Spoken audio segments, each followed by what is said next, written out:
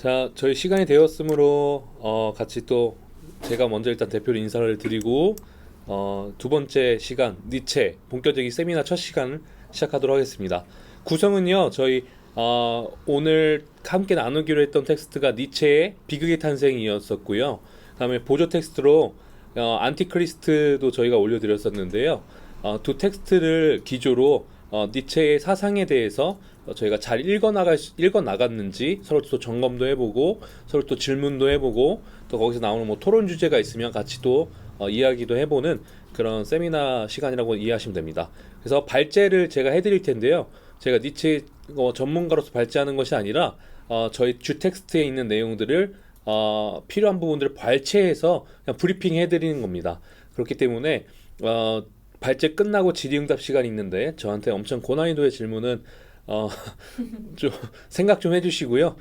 저한테 하는 질문이라기보다 모두에게 하는 질문이었으면 좋겠어요. 그렇다고 질문을 가리라는 말씀은 절대 아니고 어려운 질문도 좋지만 제가 다 답변해 드릴 수는 없다. 그러니까 우리 모두가 같이 풀어나간다라는 생각으로 모두에게 질문을 던지는 질의응답 시간이 발제 다음에 있습니다. 그리고 나서 저희가 10분 정도 휴식을 할 거고 휴식한 다음에는 모두가 다 텍스트를 읽어 오셨으니까요. 혹은 tek스트를 읽지 못하셨더라도 발제나 질의응답을 통해서 느꼈던 점들을 n분의 1 마이크라고 저희 솜니움 시그네처입니다. 모두가 다 한 분씩 한 분씩 그렇게 이야기를 나눠주시고 다음에 자유토론을 같이 또 진행을 하는 시간으로 공부를 마무리하도록 하겠습니다. 우선은 지금 줌에 화면 공유가 된 거죠. 네, 제가 올려드린 비극의 탄생 발제문을 제가 읽어드리는 식으로 발제를 시작하도록 하겠습니다. 비극의 탄생입니다. 특별히 많은 번역본들이 있는데 그 중에 박찬국 선생님께서 번역해주신 그 텍스트를 중점적으로 발췌를 했습니다. 첫 번째입니다. 예술의 발전은 아폴론적인 것과 디오니소스적인 것의 이중성과 결부되어 있다.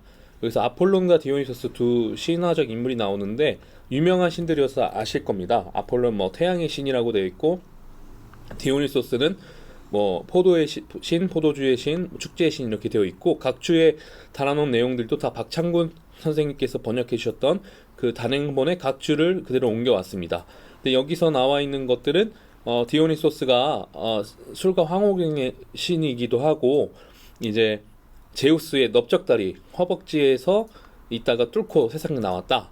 그리고 여러 나라를 방랑하는 신이기도 했고 인도로까지 가서 포도주 만드는 법과 신앙을 전파했다라는 버전의 신화가 각주 달려있는데 제가 알기로는 여러 버전의 디오니소스적 신화가 있더라고요.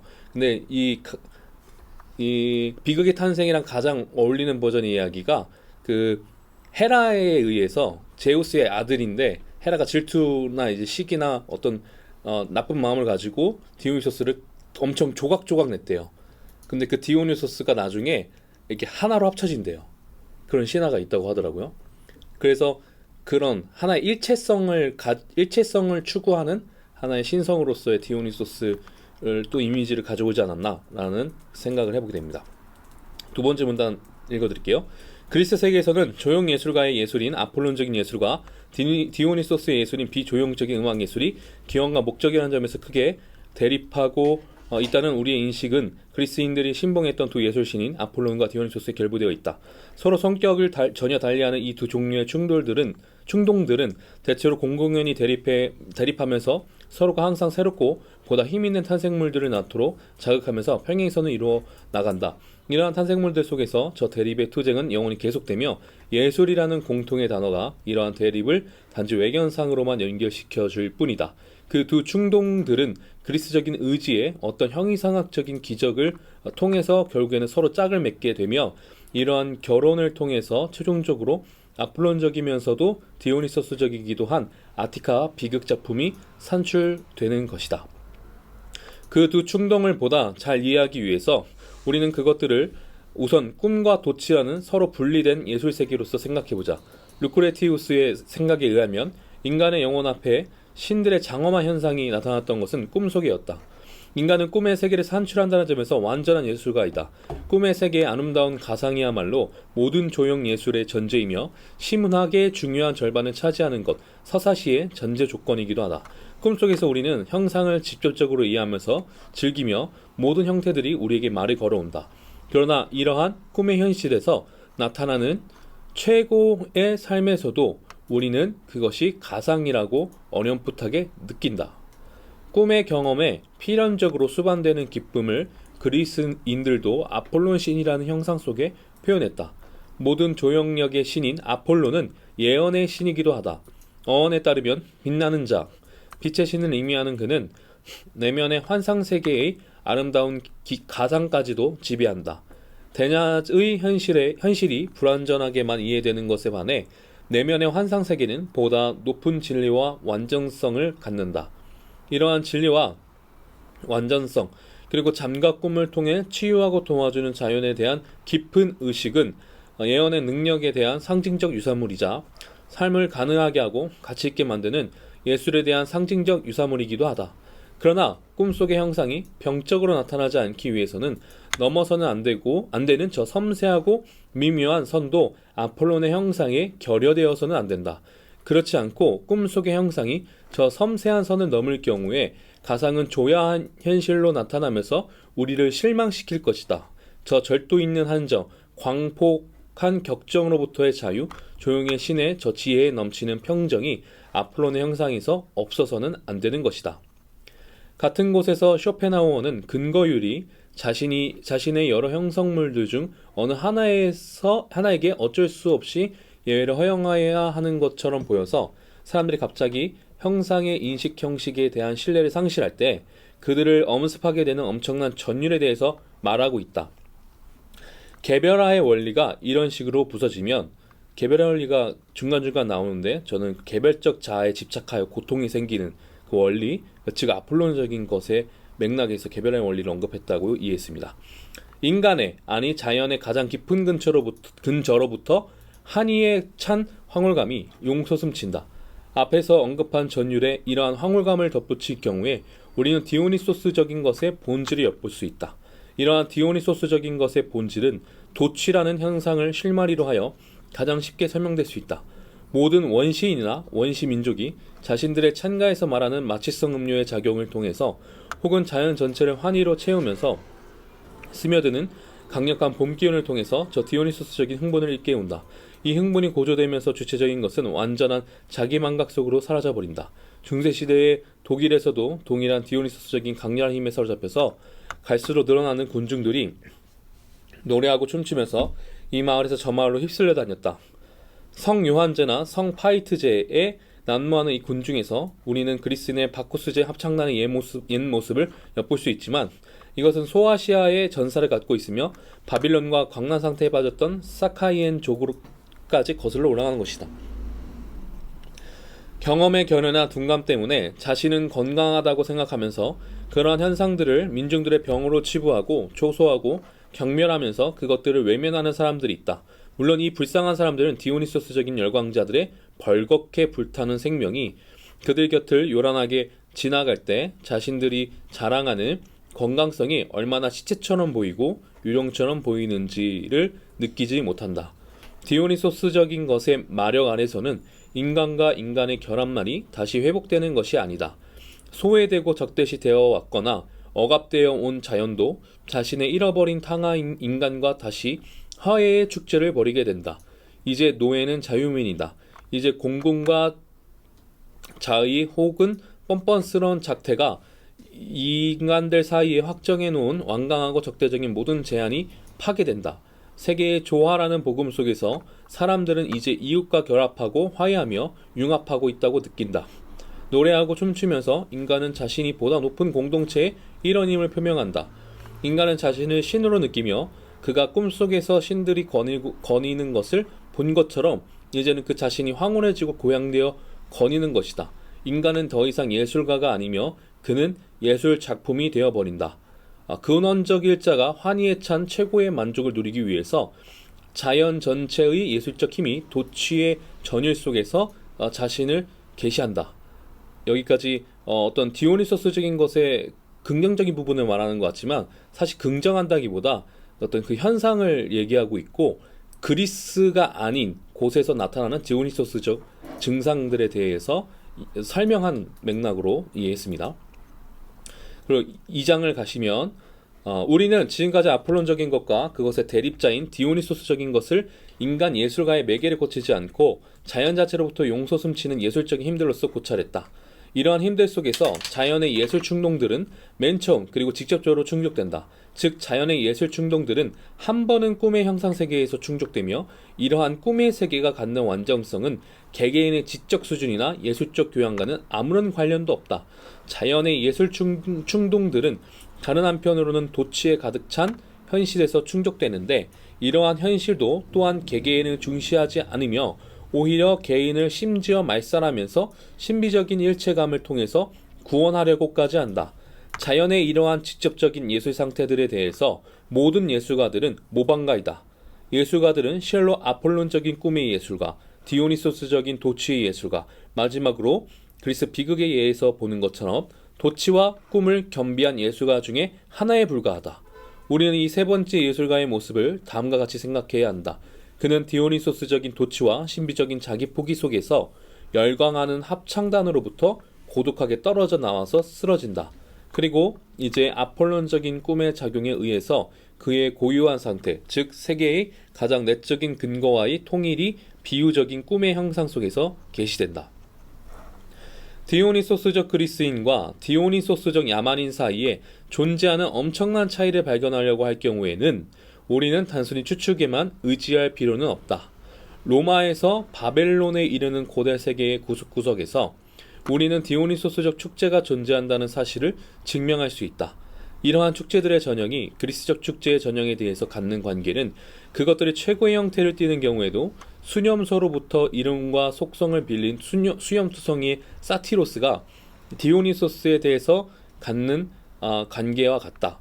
쉽게 얘기해서 디오니소스적 그리스인, 그리스 예술에 내포되어 있는 디오니소스적인 것과 그리스 밖에 있는 문화의 디오니소스적인 것에 차이가 있다라고 얘기하는 거고, 여기서 니체의 핵심 주장이 빌드업이 되는 것 같습니다. 거의 모든 곳에서 이 축제들의 중심은 성적인 방종이었고, 이러한 방종의 물결은 모든 가족 제도와 그것의 신성한 법규를 휩쓸고 지나갔다. 다름 아닌 자연의 가장 난폭한 야수들이 이 축제를 기화로 풀려나와 음욕과 잔인함의 저 혐오스러운 혼합이 이루어졌다. 이 혼합물은 나에게는 항상 마녀의 술로 여겨졌다. 저 축제들의 열광적인 흥분에 대한 풍문은 모든 육녀와 해로를 통해 그리스인들에게 밀려왔는데, 그리스인들은 그리스 세계에 대단한 긍지를 갖고 우뚝 서 있는 아폴론의 모습에 의해 그 축제들의 열광적인 흥분에 대해서 한동안은 자신들을 철저하게 보호하고 방어할 수 있었던 것 같다. 자연과 또 인간 비인간의 합일까지 가는 어떤 디오니소스적 축제에는 어떤 뭐 열광적인 거, 반도덕적인 그런 무언가들이 가득했는데, 그리스 문화에서는 아폴론적인 그 문화의 기제가 이를 어느 정도 방어했다라는 겁니다. 그렇기 때문에 디오니소스적인 힘이 아폴론적 힘과 투쟁하고 그것이 결합되고 교차하는 그런 특기성을 가졌다고 포착한 것 같아요. 이제 대포의 신 아폴론을 의미합니다. 델포이의 신이 할 일은 적당한 시기에 디오니소스적인 힘과 화해를 함으로써 그 괴력의 상대방으로부터 파괴적인 무기만을 빼앗아 버리는 것에 그칠 수밖에 없었다. 이 화해의 순간이야말로 그리스인들의 신들에 대한 숭배의 역사에서 가장 중대한 순간이다. 우리가 어디를 바라보아도 이 사건이 야기한 엄청난 변화들이 눈에 띈다. 이 화해는 두 적수들의 화해였으며, 이 적수들은 앞으로 지켜야 할 경계선을 예리하게 그었고 주기적으로 공물을 교환했다. 근본적으로 둘 사이의 간격은 메워지지 않았다. 이제 우리는 인간이 범이나 원숭이로 태어나게 되는 바빌론의 사카이엔의 축제에 대해서 그리스인의 디오니소스적 광란은 세계구원의 축제와 성화의 축일이라는 의미를 갖는다는 사실을 깨닫는다. 이러한 디오니소스적 광란에서 비로소 자연은 예술적 한의에 도달하며 그것에서 비로소 개별화의 원리가 파기되고 예술적 현상이 된다. 음욕과 잔인성으로 이루어진 저 혐오스러운 마녀의 술은 여기에서는 아무런 효력을 갖지 못하게 된다. 아폴론적인 것 때문에 그렇습니다. 단지 디오니소스적인 열광자들의 정념이 깃든 경이로운 혼합과 이중성만이 마녀의 술을 상기시킬 뿐이다. 이러한 혼합과 이중성이란 마치 약이 치명적인 독을 상기시키는 것처럼 고통이 쾌락을 불러일으키고 환희가 가슴으로부터 고통에 가득 찬 소리를 자아내는 현상을 말한다. 최고의 기쁨으로부터 경악의 외침이 혹은 보상받을 길 없는 상실을 애달파하는 탄식의 소리가 울려나온다. 마치 자연이 여러 개체로 분려내는 것을 탄식하는 것처럼 저 그리스적인 축제에서는 자연의 감상적인 측면이 터져나오는 것이다. 디오니소스 찬가에서 인간은 자신의 모든 상징 능력들을 최고조로 고양시키도록 자극을 받는다. 지금까지 느껴보지 못했던 것, 자연의 영혼으로서의 만물융합의 상태가 표현되고자 육박해오는 것이다. 이제 자연의 본질은 상징적으로 표현되어야만 한다. 상징의 새로운 세계가 필요하게 된다. 우선 몸 전체를 사용하는 상징법, 즉 입술과 얼굴과 말의 상징법뿐만 아니라 신체의 모든 부분을 움직이는 풍부한 상징법이 그리고 나서는 다른 상징력, 즉 리듬과 강약과 화음을 통한 음악의 상징력이 갑자기 맹렬하게 자라난다. 이는 모든 상징 능력 속에서 자신을 상징적으로 표현하려고 하고 있는 것은 이러한 자기 포기 때문이다. 따라서 주신 찬가, 디오니소스 찬가를 의미합니다. 부르는 디오니소스의 숭배자들은 그와 동료의 인간들에 의해서만 이해된다. 아폴론적 그리스인은 얼마나 놀란 눈으로 그들을 바라보았던가. 이 놀라움은 저 모든 것이 원래는 자신에게 낯선 것이 아니고 자신의 아폴론적인 의식이 하나의 벨처럼 이 디오니소스적 세계를 은폐하고 있을 뿐이라는 소림 끼치는 두려움이 스며들 때 더욱 커졌다. 이 아폴론과 디오니소스적인 게 변증법적으로 관계를 맺는 그런 것이 아니라 아폴론적인 것의 오히려 토대가 디오니소스적인 거다. 그러니까 디오니소스적인 그 모든 것들이 자기들한테 내재되어 있는데 그걸 아폴론으로 은폐하고 있기 때문에 그걸 모르고 있었다가 그 디오니소스의 모습들을 그걸 발견하고 포착하게 된다. 그게 자신 안에 있었다는 걸 알게 된다. 라는 의미의 이야기라고 이해했습니다. 그래서 이제 후에 계속 서술되겠지만 디오니소스적인 거는 거인, 그리스 신화에서 거인과 뭐 음란한 것으로 묘사되고 아폴론적인 거는 올림포스의 신들로 묘사되는데 올림포스의 신들과 거인 티탄은 한 혈육이거든요. 그 이것의 상관성을 자기들이 포착을 해서 그런 식으로 예술로 승화시키고 있다라는 것을 지적하는 것 같습니다. 3장입니다. 이러한 사실을 파악하기 위해서 우리는 아폴론적 문화의 저 정교한 건축물을 말하자면 돌을 하나씩 조심스럽게 해체함으로써 그것이 세워져 있는 토대를 살펴보아야 한다. 이 경우 가장 먼저 우리 눈에 띄는 것은 이 건축물의 합각머리 위에 서 있는 올림포스 신들의 장려한 모습이다. 아폴로는 이 신들 중에 하나로 존재하면서 다른 신들과 나란히 서 있을 뿐 최고의 지위를 요구하고 있지는 않지만 이러한 사실로 인해 우리는 잘못 생각해서는 안 된다. 아폴론 속에 구체화된 그 충동이야말로 저 올림포스 세계 전체를 낳았으며 이런 의미에서 우리는 아폴론을 올림포스 세계의 아버지로 간주해도 된다. 그처럼 찬란한 올림포스 신들의 사회가 비롯된 저 거대한 욕구는 무엇이었을까? 아폴론적 충동이 세계를 건설했다는 의미입니다. 다른 종교를 신봉하면서 이 올림포스 신들에게 다가가 이들에게서 윤리적인 고상함, 즉 성스러움, 비육체적인 정신화, 자비롭게 그지없는 사랑의 눈길을 찾는 자는 불쾌감과 환멸을 느끼면서 그들에게서 바로 등을 돌리게 될 것이다. 여기에는 금욕, 정신성, 그리고 의무를 상기시키는 것은 아무것도 없다. 여기에서는 오직 거만하며 아니 승리감에 차 의기양양하기까지 한 존재만이 우리에게 말을 걸고 있을 뿐이며 이 존재 속에서 그 모든 것은 그것이 선한지 악한지에 상관없이 신격화되어 있다. 그리스인은 존재의 공포와 끔찍함을 알고 있었고 느끼고 있었다. 즉 살아갈 수 있기 위해서라도 그리스인은 그러한 공포와 끔찍함에 대해서 올림포스라는 찬란한 꿈의 산물을 내세워야만 했다. 그래서 그 거만한 표정의 신들을 세웠다는 겁니다. 자연의 거인적인 힘에 대한 저 엄청난 불신, 모든 인식 위에 무자비하게 군림하는 저 운명의 여신 모이라, 인간의 위대한 벗인 프로메테우스의 간을 쪼아먹는 저 독수리 등의 사례는 그리스인들에 의해서 올림포스 신들이라는 저 예술적인 중간생기를 통해서 끊임없이 극복되었으며 아무튼 은폐되었고 시야에서 사라지게 되었다. 살아가기 위해서라도 그리스인들은 이러한 신들을 가장 절실한 필요에 의해서 창조하지 않을 수 없었다. 아까 발제문에도 등장하고 비극의 탄생에 저희가 봤던 공유했던 텍스트에 간혹 등장하는 개념이 근원적 일자인데요. 아폴론적 충동이 그 삶의 고통 그 아폴론적 충동과 삶의 고통 그런 것들을 은폐하기 위해서 가상을 창조합니다. 그게 예술인데요. 이것을 은폐하기 위함은 어쨌든 살아가기 위해서입니다. 내가 이렇게 너무 끔찍하고 힘든 그 부조리함을 맞이했을 때 그래도 살아가기 위해서 그것을 극복해내는 올림포스 신들 그런 가상을 창조했다라고 하는 거고요. 그것이 아폴론적 충동으로 인한 표현이고 그것이 이제 예술가인데 예술가가 세계를 창조한다라는 어떻게 보면 그런 예술가의 존재로는 예술가 형이상이라고 할까 그런 내용을 지금 얘기하고 있습니다. 4장입니다. 이제 우리는 꿈을 가상의 가상으로서 가상에 대한 근원적 욕망을 보다 고차원적으로 충족시키는 것으로서 간주해야만 한다.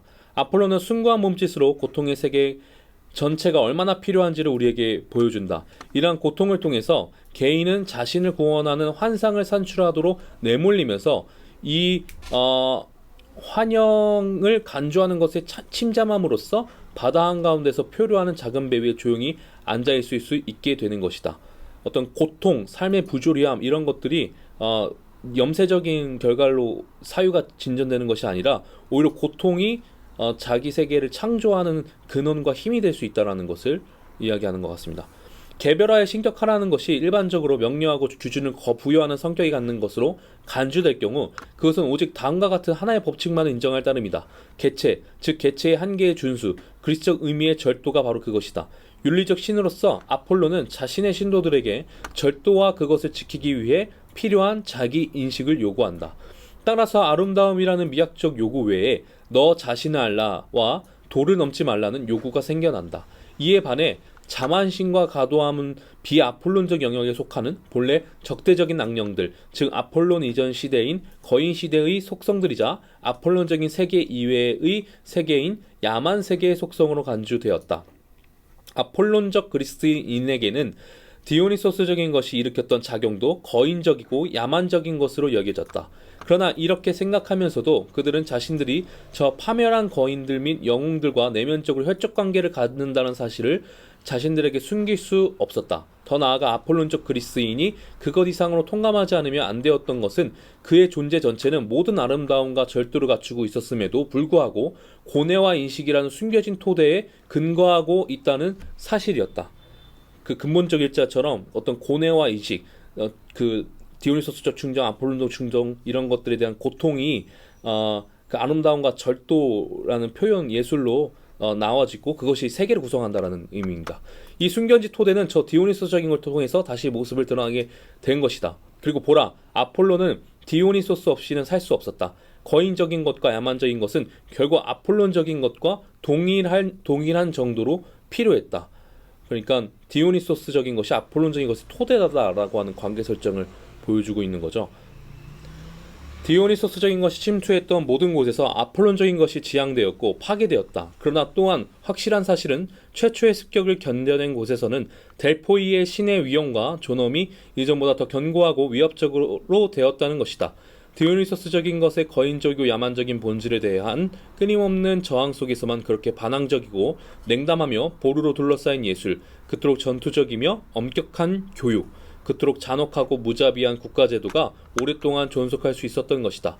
정리해보자면 디오니소스적인 것과 아폴론적인 것은 항상 새롭게 잇따라 탄생하면서 서로를 고양시켜가면서 그리스 본질을 지배해왔다. 거인들의 전쟁과 가혹한 민간 철학이 풍미했던 청동시대로부터 아폴론적인 미의 충동에 의해 지배되었던 호메로스적인 세계가 생겨났다. 이러한 소박한 장려함은 도도히 침입해오는 디오니소스적인 것의 물결에 다시 삼켜져 버린다. 그리고 이러한 새로운 힘에 대항하여 아폴론적인 것이 대두하여 부동의 존엄성으로 자신을 고양하게 된다. 아폴론과 디오니소스라는 두 예술 충동의 공통의 목표로서 아티카 비극과 그 형식의 주신창가의 높이 기려지고 숭고한 예술작품이 우리들의 시야에 등장하게 된다. 5장입니다. 우리 연구는 디오니소스적 아폴론적 정신과 그것의 예술작품을 인식하고 아폴론적인 것과 디오니소스적인 것의 통일성의 신비를 적어도 어렴풋하게라도 이해하는 것을 목표로 하고 있다. 고대 서정시 전체에 걸쳐서 가장 중요한 형상, 즉 서정시인과 음악가의 결합 아니 동일성, 이것은 고대에서는 어디서나 자연스러운 것으로 여겨졌으며 이것과 비교하며 근대의 서정시는 머리 없는 신상처럼 생각된다 함께 고려할 경우 우리는 미학적 형이상학에 의거하여 다음과 같이 서정시인을 설명할 수 있다. 예술가가 자기 구원을 위해서 세계를 창조해 나가는 맥락이기 때문에 미학적 관점에서 서정시를 설명할 수 있다라고 이해했습니다. 서정시인은 우선 디오니소스적 예술가로서 근원적 일자와 근원적 일자의 고통 및 모순과 완전히 일체가 된 것이며 이 근원적 일자의 모상을 음악으로 만들어낸다. 이제 음악은 서정시인에게 마치 비유적인 꿈의 영상처럼 아폴론적인 꿈의 작용에 의해서 눈에 보이는 것이 된다. 근원적인 고통은 처음에는 형상도 개념도 없이 음악 속에 반영되었지만 이제는 가상 속에서 구원을 받음으로써 개개의 비유 신뢰로서 두 번째 반영을 만들어내는 것이다. 예술가는 이미 자신의 주관성을 디오니소스적 과정에서 포기해버렸다. 그에게 이제 자기가 세계의 심장과 일체가 되었음을 보여주는 형상은 저 근원적 모순과 근원적 고통을 가상의 근원적 쾌감과 함께 형상화하는 꿈의 장면이다.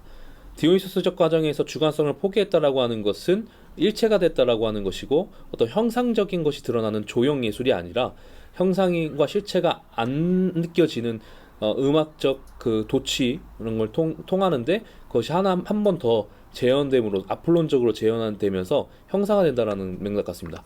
따라서 서정시인의 자아는 존재의 심연으로부터 울려 나오는 것이다. 근대 미학자가 말하는 의미의 서정시인의 주관성이란 하나의 착각에 지나지 않는다. 그리스 최초의 서정시인인 아르킬로코스가 리캄베스의 딸에게 자신의 미칠 듯한 사랑을 고백하는 동시에 경멸의 말을 던지고 도취의 항울경에 빠져 우리 앞에서 춤출 경우 이는 그의 개인적인 열정에서 비롯되는 것이 아니다. 그 리캄베스의 딸에게라고 하는 그 맥락이 각주에 달았는데요. 리캄베스에게도 뭐라고 하고 그 딸에게도 되게 경멸한 듯한 얘기를 합니다. 욕을 하면서. 하지만 그것이 그 사람을 막 혐오하는 만큼 또 그 사랑하는 그런 그 예각이 있는데 그것이 개인의 열정에서 그 나온 그런 것이 아니라 어떤 도취와 항울경에 빠져서 그 충동, 괴로움, 고난, 고뇌 이런 것들이 드러나고 있다는 겁니다. 디오니소스와 그 여자 시종들인 마이나데스들을 보고 있는 것이며 도취한 열광자인 아르키로코스가 쓰러져 잠들어 있는 것을 보는 것이다. 조각감이 그와 친척관계에 있는 서사시인은 형상들에 대한 순수한 관저 속으로 침잠한다. 디오니소스적 음악가는 어떠한 형상도 갖지 않는다. 그는 그 자신이 근원적 고통이며 이것의 근원적인 반향일 뿐이다. 서정적 영혼은 신비한 자기포기 상태와 합의 상태로부터 하나의 형상세계, 하나의 비유적 세계가 자라나는 것을 느낀다. 이 세계는 조각가와 서사시인의 세계와는 전혀 다른 색채와 인과성과 속도를 가지고 있다. 조각가와 서사시인은 이 형상들 속에서 그리고 오직 그것들 속에서만 즐거움을 누리고 그러한 형상들의 극히 세세한 특성들까지 예정을 갖고 관조하는 데 지칠 줄 모른다. 예술을 분류하면서 쇼펜하우어도 여전히 주관적인 것과 객관적인 것의 대립을 하나의 가치척도인 것처럼 사용하고 있지만 우리는 오히려 주관과 객관이라는 대립 그 자체가 미학에서는 부적합하다고 주장한다. 왜냐하면 주체, 즉 욕구하고 자신의 이기적 목적을 추구하는 개체라는 것은 예술의 적일 뿐이지 결코 예술의 근원이라고 생각할 수 없기 때문이다. 주체가 예술가인 한 그는 이미 자신의 개인적 의지로부터 해방되어 있으며 진실로 존재하는 주체가 가상 속에서 자신을 구원하는 것을 자축하는 것을 돕는 매체가 된다.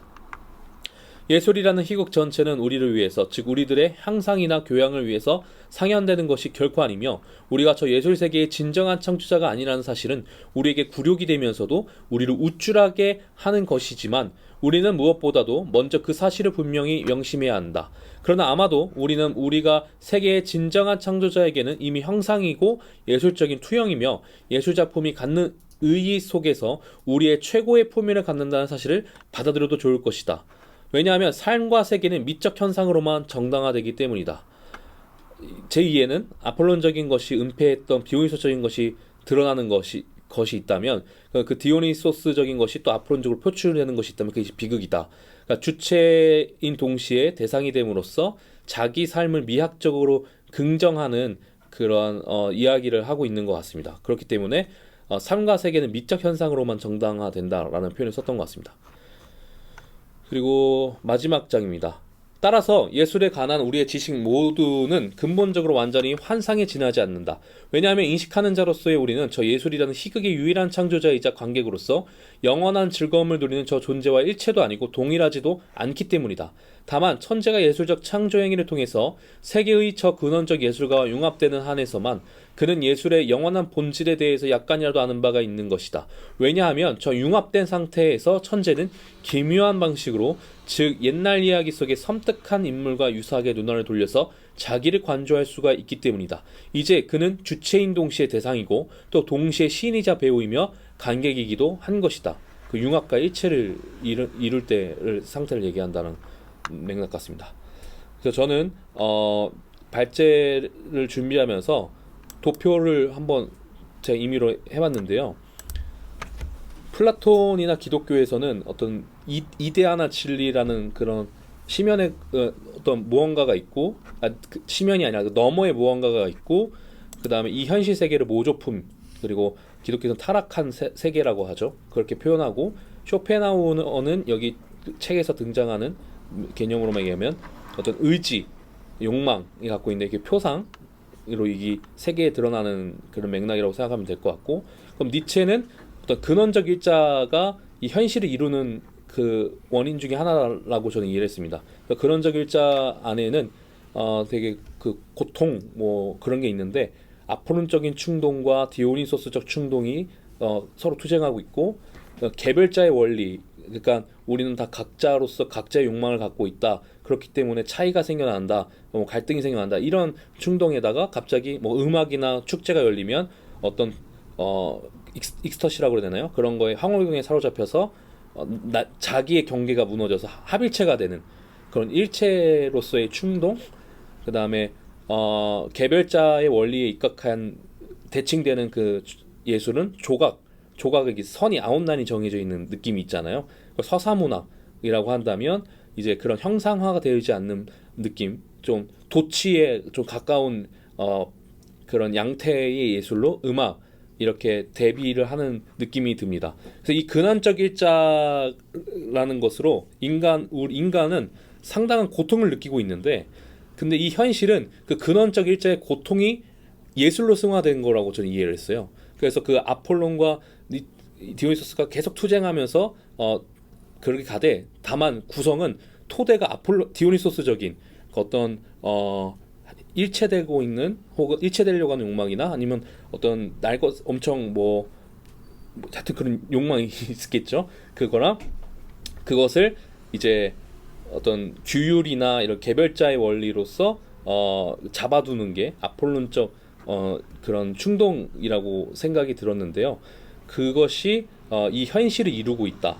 근데 그것들이 어떻게 보면은 이 어쩔 수 없이 고통스러운 이 세상에서 살아가고자 하는 어떤 그리스인들이 그걸 자기들이 올림푸스 신을 건설한 것처럼 이거를 조각해 나갔다 라고 하는 그러한 맥락에서 어떤 디오니소스와 아폴론의 관계로 얘기를 하는 것 같습니다. 그래서 이것이 갖는 또 또 그 다음에 되게 어려운 것 같은데, 오늘날 문화에서 디오니소스적인 거, 아폴론적인 것에 사례 적용할 수 있는 것들이 무엇이 있을까를 같이 또 토론해 보면 어떨까 생각을 말씀드리면서 발제를 마치도록 하겠습니다. 감사합니다.